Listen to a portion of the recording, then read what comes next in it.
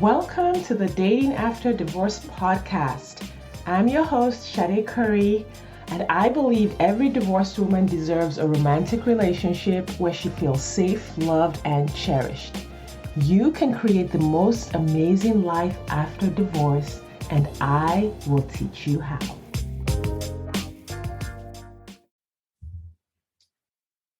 Hello, everyone.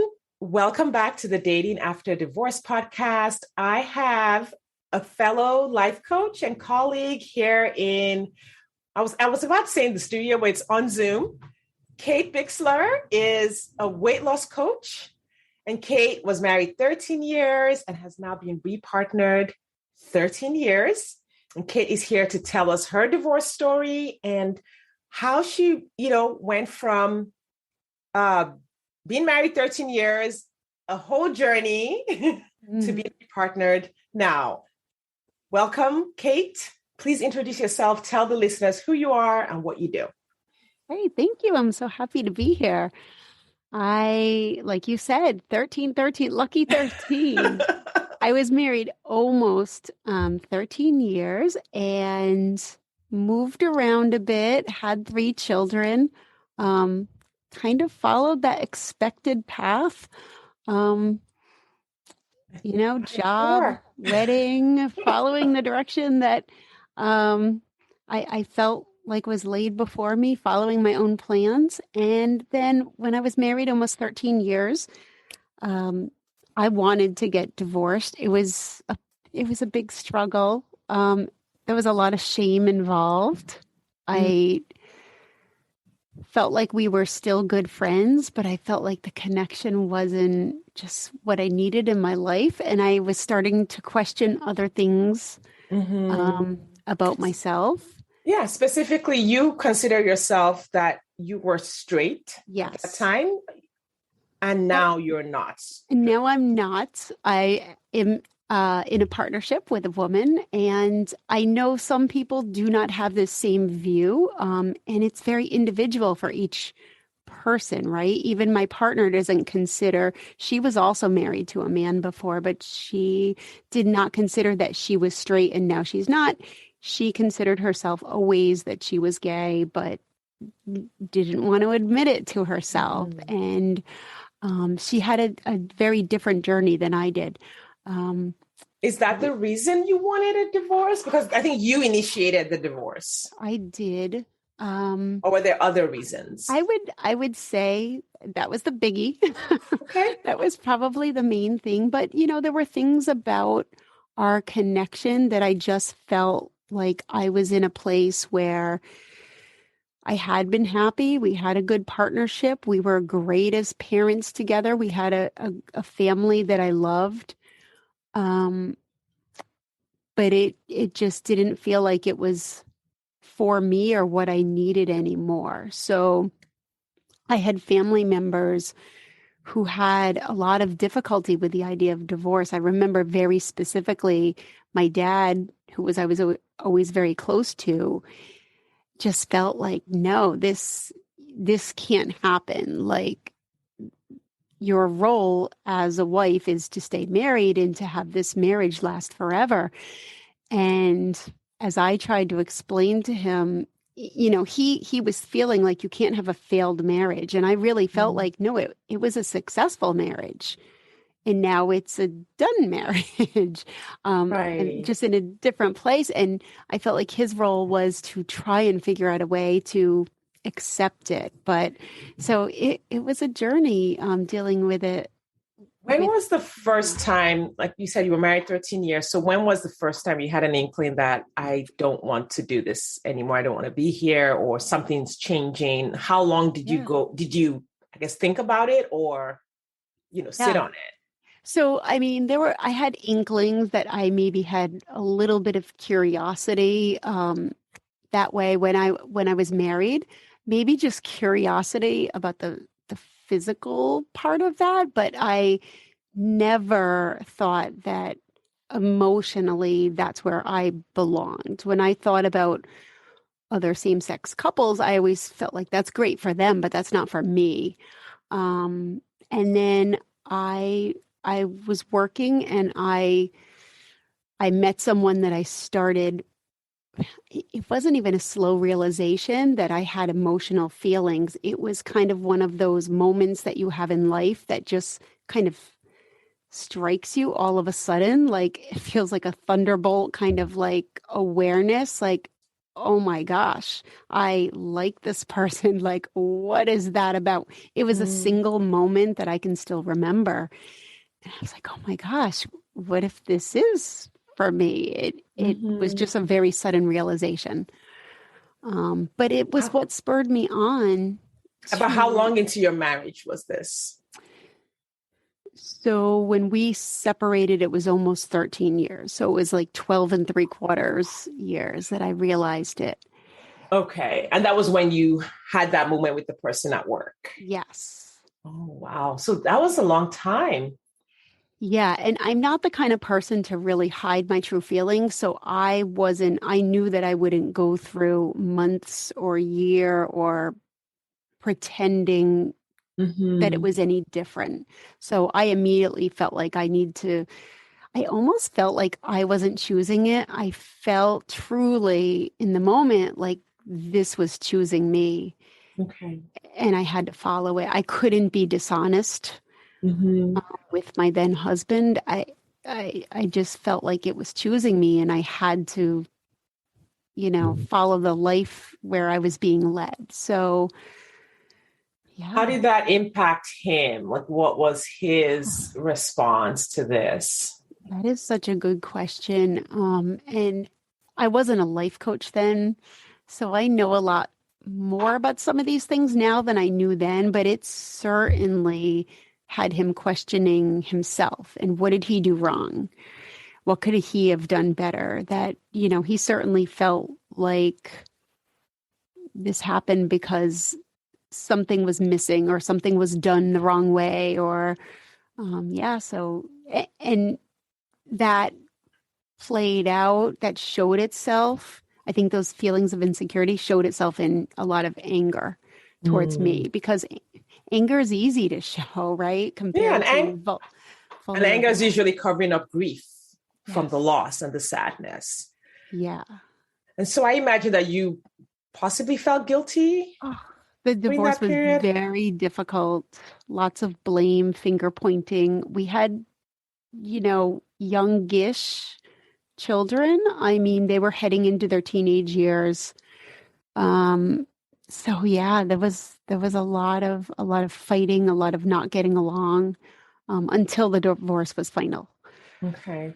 And how did the kids respond to the change and the reason for, quote unquote, breaking up their family?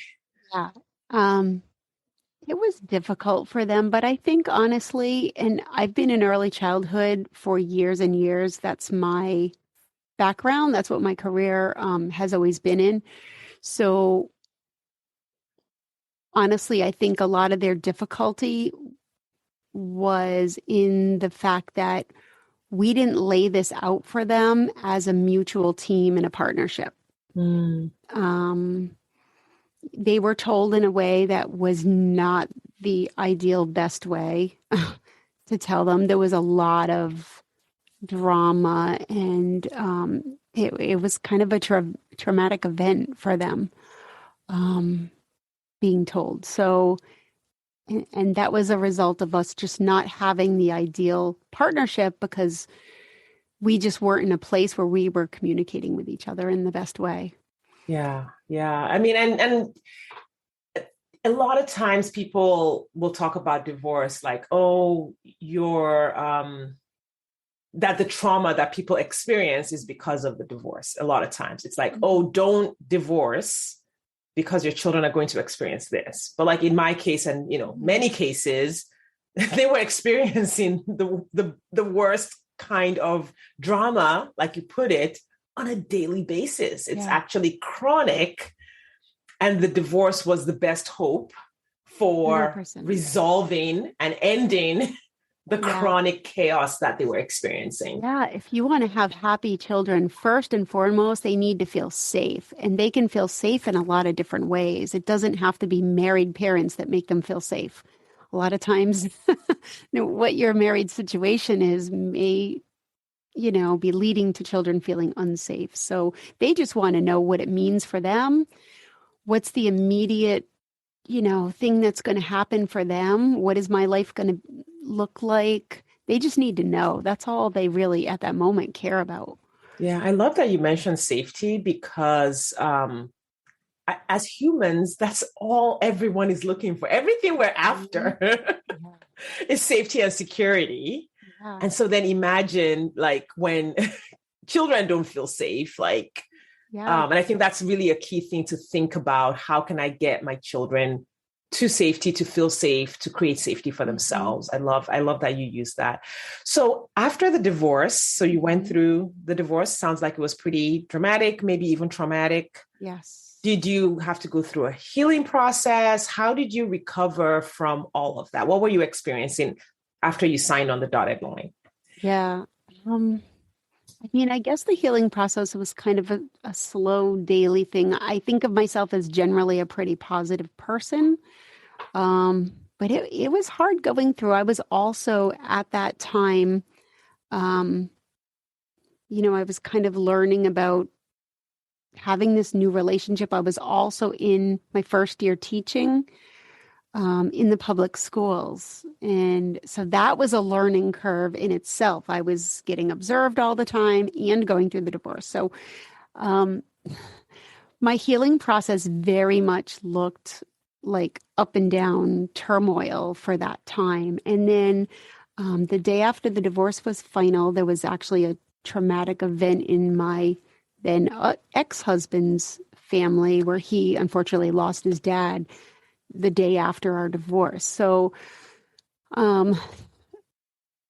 we did move to a place immediately where we began communicating better and getting along better. But then we had logistics to figure out.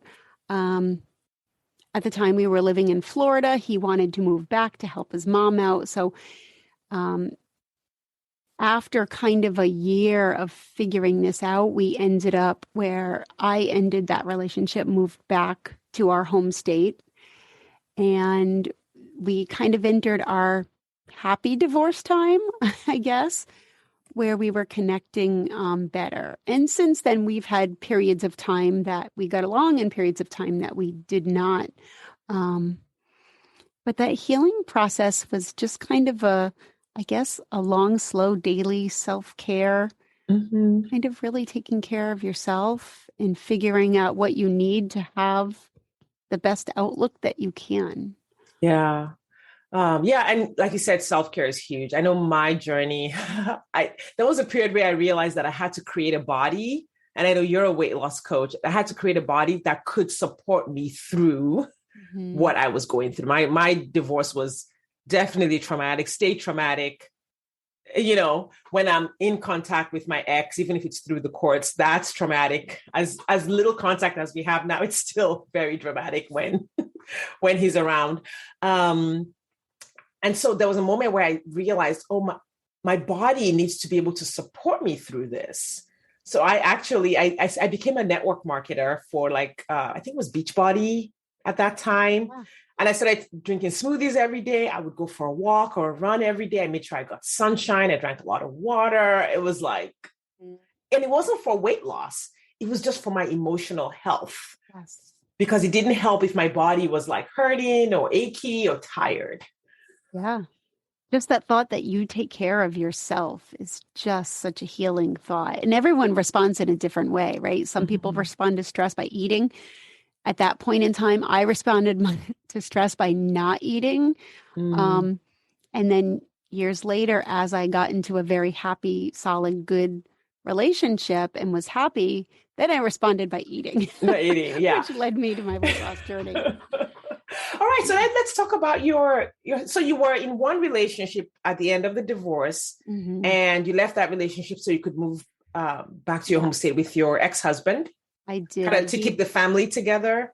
Yeah. I gave it up to logistically be physically where my children were. So, it just was the conclusion of that relationship too. So I can say I moved for the for the kids, so that we could all be physically sharing time together.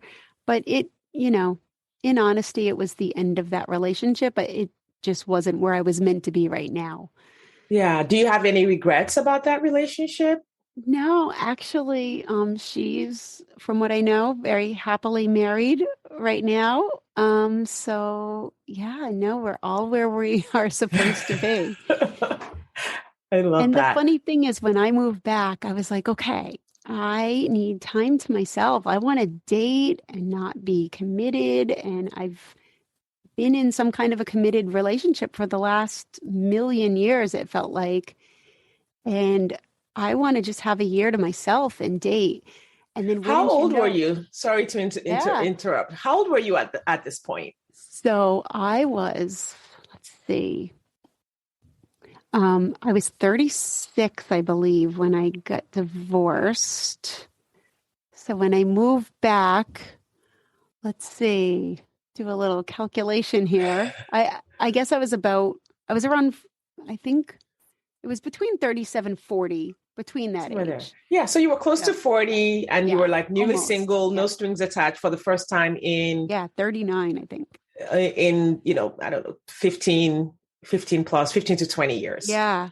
What was that like? Oh, it didn't last. I thought it was going to be great. I was ready. I was like, I'm going to go out and meet people and just have a grand old time. And then, wouldn't you know, the very first night that I went out, The very first I, night. yes, I met someone. I'm like, no, come on. Because it's the second I met her, my now partner, I knew this is someone who's going to be important in my life for a long, long time. I just knew immediately. What was it about her that like made you know? Like if you think back, I know maybe in that moment you couldn't have said, but Yeah. I think it was. And it wasn't like I had this picture in my mind and she just checked off everything. Not at all. It just really truly was more of a feeling that when I met her and started talking to her, it was just this, I don't know, it was just this internal, I guess like that other moment, that lightning bolt moment. Like it just Mm-hmm. was, I just know. I had this knowing, I guess, inside that I just felt like I was supposed to meet this person and she was going to be important to me. Yeah. You have knowings. And so I start to feel very nervous when my clients tell me that they just know, because in your case, you knew and what you've known has worked out both times or all three times, Yeah. maybe. um, doesn't always work out for everyone. Like when they have that lightning bolt moment with someone that they meet, like what's the Yeah. difference? Well, but what if it works out and it's not meant to be forever? So what if it works out for the period of time and it's what you need in that moment? So, um, yeah, I mean, I've had some longer relationships. 13 years is a long time, but you know, there were some people that had looked at my marriage and thought it didn't work out because it ended. But what if it was exactly what I needed for that period of time? So maybe there are other people that are supposed to come into your life for a few months Mm, or a year, and it's exactly where you're supposed to go, even if you're not meant to be with that person, for yeah. longer. And I did try to fight it for a year. We decided at first to see each other and to be able to see other people, and we tried that out and it just You it kept didn't seeing work each other out. instead of seeing Yeah. other Oh yeah. people. Kept getting matched with each other online and coming back to and so that only lasted a few months and we're like, all right, let's just stop resisting this. Right. So it sounds like the way you approach relationships is that it always works out, basically. Yeah. What if it does? Or at least It always works out whether asking. you're together or whether the relationship ends. For you, your belief, the thought that I'm hearing is that it just always works out. Yeah. I guess it feels good to listen to your internal, not the urges, but like you said, your knowing. Intuition, And yeah. yeah, where are And you? And just follow where you're led to, I guess, is my personal belief. And that may not feel comfortable or feel like the right thing for everyone else, but I feel like that's right for me. Yeah. I teach my clients to listen to their intuition, and not just in the area of relationships, um, just in life in general. I think a lot of times we come out of these longer relationships, some of us abusive relationships or really difficult childhoods where we were taught not to be in touch with who we are, not to be in touch with what is happening inside of ourselves. So we have this really strong outward focus.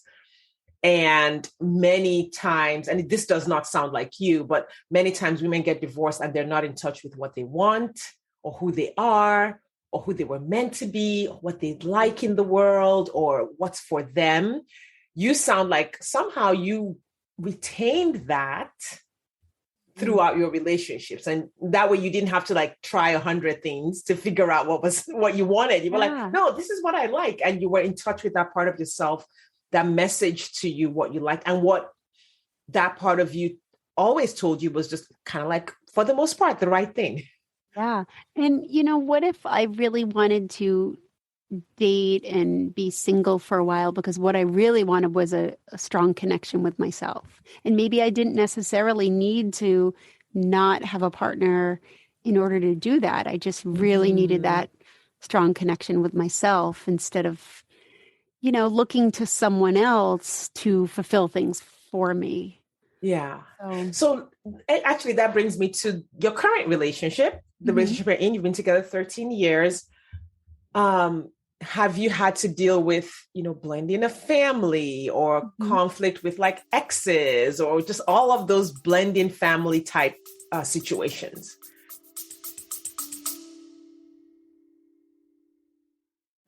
Do you wonder exactly how divorced women just like you are meeting eligible men who want a real relationship and a commitment? They're doing it by dating with their core values.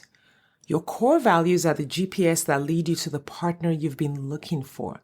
When you use your core values on dating apps, text messages, and at social events, you will easily connect with your true match partner without chasing, settling, or wasting time with non-committal men. I have taught exactly how to do this in the 2-hour Core Values Dating Blueprint course available on my website, shadecurry.com/dating. That's SADECURRY.com/dating. You will learn exactly how to identify your core values and use them on your dating profile, how to ask the right questions via text, and how to tell the right stories on dates, so that you attract the right people and repel those who aren't right for you. If you're ready to meet your true match, hop over to shadecurry.com/dating or click the link in the show notes. Now back to the episode. Yeah. So interesting. So I have 3 kids. She did not have children, but she was married before. Right now, we're still very friendly with our ex-husbands. Oh, come on. So one of them has a daughter that's friends with my daughter, and they, we take our cars he has his own garage, and he lives in the same town.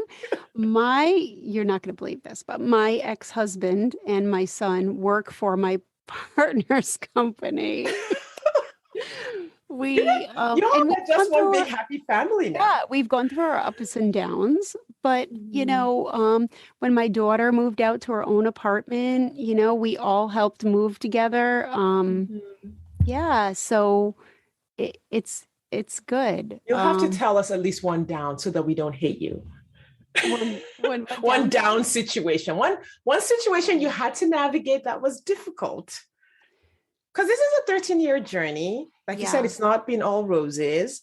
And I think sometimes a lot of us are hesitant to move into the next stage of relationship because a lot of people present like this super rosy picture. Yeah. Everyone's like, I don't know. I don't believe that. Like, are you not human?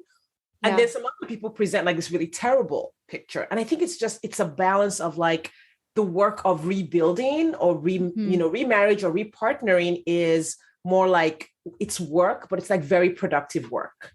Yes. It's not like a hostage situation. Yeah. Yeah, So I what kind of guess, productive work have you had oh to gosh, there's do? been a lot of it. So maybe I can see how it may not be helpful to be vague about some of the, well, there's been ups and downs.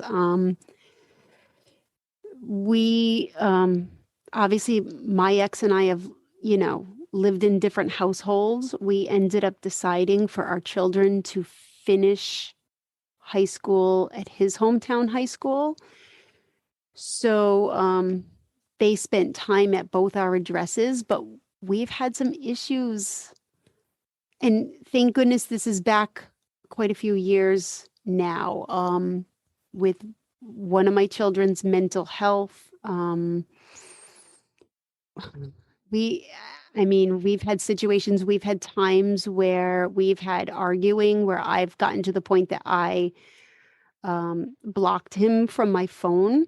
Mm. Um, we're not Facebook friends anymore. Setting Blocked him boundaries, from my, yeah. yeah, definitely set some boundaries. We've had times where that my youngest moved in with me and stopped communicating with dad. That was very difficult. We're in a better place right now. But we've had times where, I set up um, my daughter with counseling and different therapists that weren't working out. She had a hard time connecting with therapists. And then my partner and I have had spent a couple years in counseling ourselves because there's always, Yeah, we have our blind spots. There's just things that you need help with. But absolutely. 100%. Like I was actually just on a hunt for therapists for my kids again this week. Like, because one that they have is like, it's not working out. So that journey to find like the appropriate mental health resource for your kids can just totally resonate with that. it's huge. And mental health is just such a huge issue. And it's something that a lot of people hesitate to even talk, if they've been in therapy, it's something that people don't want to share. And Mm-hmm. um, yeah, if we all Yeah. had a Yeah. therapist and a coach. Yes. Yes. And the right ones. Because sometimes that's Yes. a journey too. And I think Hmm. people sometimes give up too easily. And I've given up easily myself in the past, like way back. I mean, um I had a therapist, and it just at a certain point, it was what was interesting was at a certain point she just wanted to know everything about my kids. And I was like, but literally we would come into the office, and the kids had their therapist in another room, and she was my therapist, Hmm. and all of her questions were about the kids, and there was nothing about me. And it was just like, what is happening here? It is so important to find the right fit. I can remember being in counseling with my daughter with a certain therapist. She really wanted her to take Pilates and teach Pilates. But week after week, all she would talk about was Pilates. And finally, we're like, we have got to go find someone Find else. Like, someone else. this Yeah. lady's obsessed. Yeah, yeah, Pilates. 100%. So thanks for sharing just that part of the journey, because I know it gets really real for everyone. A lot of my clients who have met their partner, and I'm coaching them through the relationship, there's a lot that goes into like the logistics, selling homes, buying a new home or building a new home, parenting styles, all of that comes up. So just want to acknowledge you and thank you for, sharing just kind of like what the behind the scenes is. Um, so I don't know if you want to talk a little bit. You had mentioned to me earlier about your partner and kind of like what she Mhm. faced coming into Yes. the relationship, and some of the things that her relatives had said about the relationship. Yeah. Um, she had kind of a different experience. She married young and got divorced. And she didn't get divorced because she came out of the closet or anything like that. She got divorced and actually still dated men for a while, like just trying to hide herself. Um, she got divorced because hers was more of an infidelity situation that Mm, she found herself to be in. Um, with her husband, just found out, yeah, that there was infidelity there and left, and they're still good friends. Um, but she had shared that her hope at one point was that maybe someday in the future, once all of her relatives, every one of them had passed on, and she was the last one living that she would come out. Oh, And she wow. really truly thought that she didn't have that trust that anyone in the family would be able to handle it. So then she started having relationships with women, but she hid them and pretended she was friends. She actually was in a situation where she owned a house with her partner, and everyone still believed that they were Wow. just friends. So I can imagine that must put a lot of just, I want to, the hypervigilance of that will mhm. put a lot of stress on Yes, your body and on your yeah, mind. You're using and so much shame. energy, right? Because of the shame, that's Mhm. imposed on, making your own life choices and, Yeah. living the life that is authentically you. I can just imagine how much energy had to go into that. It's like a Yes. tax on being yourself. Yeah. And if you're hiding the real you, what does it mean? Like, what do you think about the real you? It's just, yeah, Yeah. it's a job to hide it. So she finally was actually outed by a, a an angry ex-girlfriend that outed her to her family. And of course, it's one of those things that you think is a terrible thing that happens and turns out to be the Mhm. the biggest blessing ever. So Yeah. that's what happened with her. So when she was out, she cut her hair shorter and said, "I'm just going to be me," and breathed a big sigh of relief, I guess. And why So was she single when you met? so she was single. So she just was dating. Like I said, she was married young. So Mm, she never had all of that dating time. Like she had been with her husband since she was very young. So, she got her single time to date lots of people then, and told me when we met that she wasn't looking for a commitment, but I could totally tell that she was lying. Like I knew she did. Like, stop it. You were lying to yourself. And she was just trying to match what I was saying. And mhm. yeah, after our first kind of bumpy, rocky year, then we've been completely committed once we got through that first year. Yeah, I love it. Well, thank you so much for sharing your journey.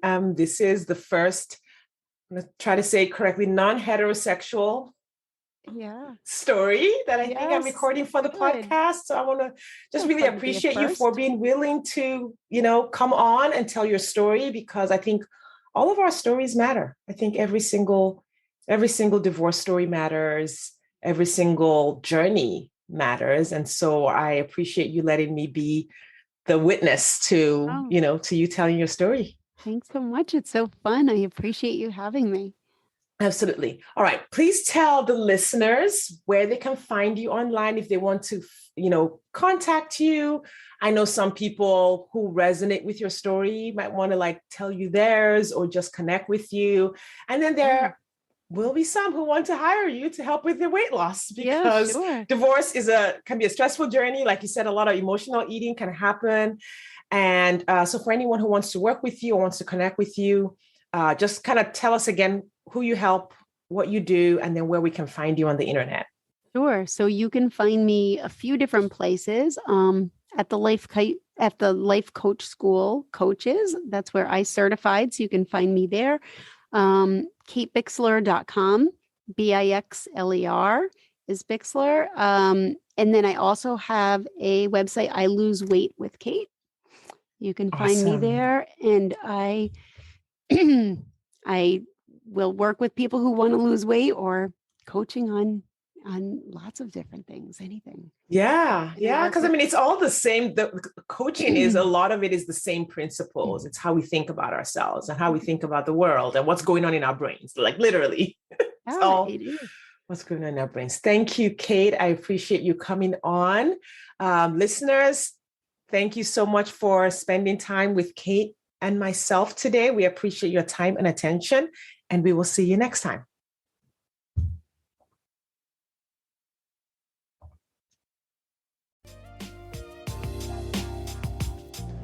Thanks for listening today. If you are ready to get married after divorce, I want to invite you to download my free 8-video training specifically designed to help divorced women date with ease and get married again. Head over to sadecurry.com to get started. That's SADECURRY.com. I'll see you inside.